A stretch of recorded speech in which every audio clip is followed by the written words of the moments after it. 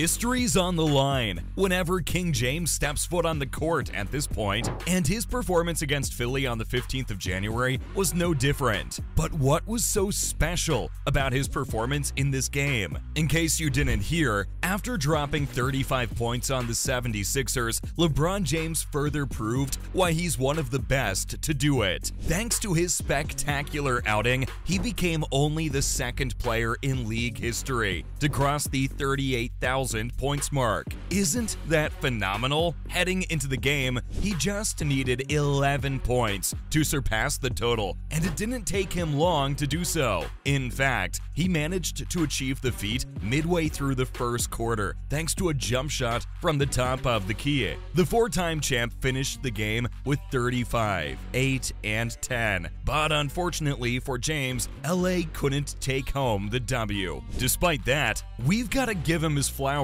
because to be as elite as him at the age of 38's just unbelievable. Though with LeBron achieving this massive feat, that begs the question, when will he surpass Kareem Abdul-Jabbar? Brace yourselves, because it's gonna happen pretty soon. Now, one of the hottest topics in the NBA this season is LeBron's journey to the top of the all-time scoring list. And with how the four-time MVP has been playing as of late, that points record is gonna be his in no time. After the Philly game, he went on another scoring outburst against the Rockets the very next day, as he put up 48 points. Yeah, you heard that right. A 38-year-old just put up 35 and then 48 on a back-to-back. Has this dude ever heard of fatigue? Well, he's honestly just ridiculous, so I doubt it. What's more, he didn't stop there, as he followed up those performances with 32 against Sacramento, 23 against the Grizzlies, and 37 when LA came back against the Blazers. Thanks to a series of fantastic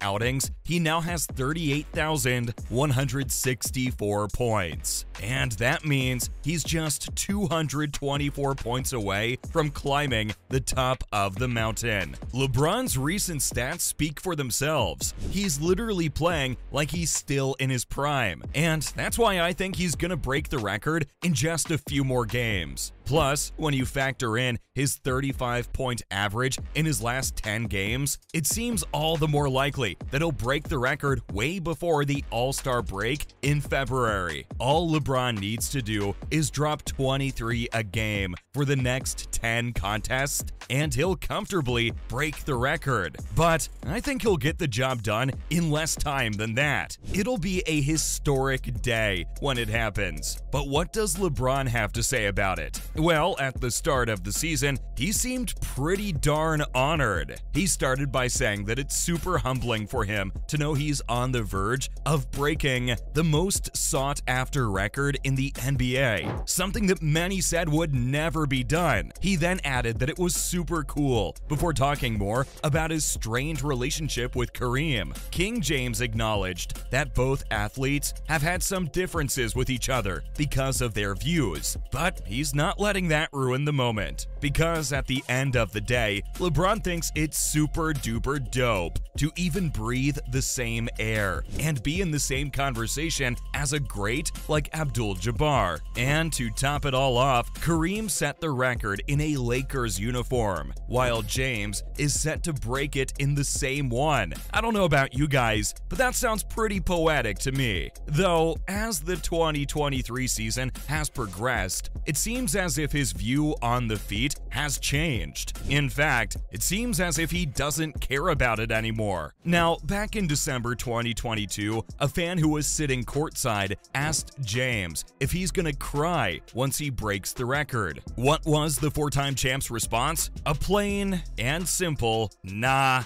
James told the fans that he didn't even try to do it, so breaking the record seems to have never even been a priority for the four-time champ. But LeBron said something which his supporters were happy to hear. He told the people filming the video that he was only gonna cry if he can lead his squad to another championship. That's great to know because it lets everyone know that James always has his priorities straight. As if that wasn't enough, his comments in an interview with ESPN at the beginning of January are also in line with what he told the fans. James told ESPN that he just wants to win, since losing isn't sitting well with him. After all, the Lakers have had a losing record all season long. The 18-time All-Star continued that he doesn't like racking up achievements when he's unable to lead his team to W's. He finished by saying that breaking or setting records while taking a ton of L's has never been in his DNA. But why have the Lakers been losing so much this season? Well, LeBron thinks there's one reason that's particularly holding them back, and that's none other than horrible officiating. A Lakers fan took to Twitter to vent about how referees have been treating the team the entire season. To start things off, he posted a snippet of the final play against the 76ers, where Joel Embiid clearly fouled Russell Westbrook.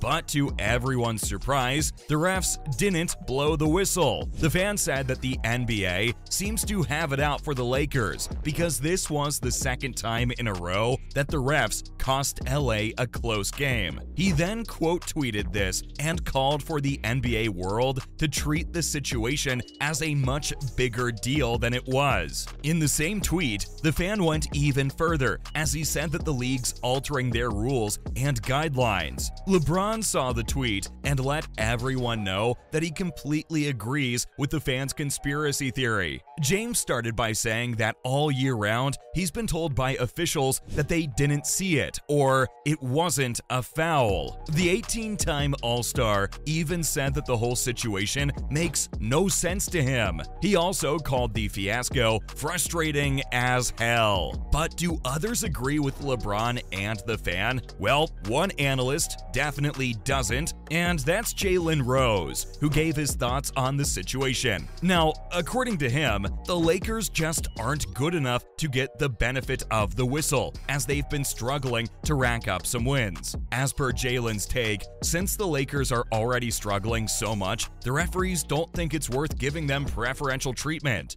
But that makes no sense, because a lot of their calls have cost LA winnable games. And if the officials did their job better, the Lakers would have way more wins under their belt. So I'll respectfully have to disagree with Jalen's take, though all this talk about the Lakers takes away attention from the bigger picture. It's not just LA who have been dealing with horrible calls. Like, sure, there's no doubt that the Lakers were done dirty due to very questionable officiating, but to go as far as to say that it's only LeBron's team that's suffering is a stretch. Every team and their fans have complained about refs at some point in the season, and for good reason too. But at this point, everyone knows that complaining about them's a lost cause. The NBA officials are basically untouchable, and if any player or coach tries to speak out against them, they're usually just punished and nothing changes. The NBA seriously needs to do something about the refs, because if the league keeps letting them go on power trips, then people might just lose interest in the game. Now, tell me, how amazed were you when you heard that LeBron crossed the 38,000 mark? Let me know in the comments.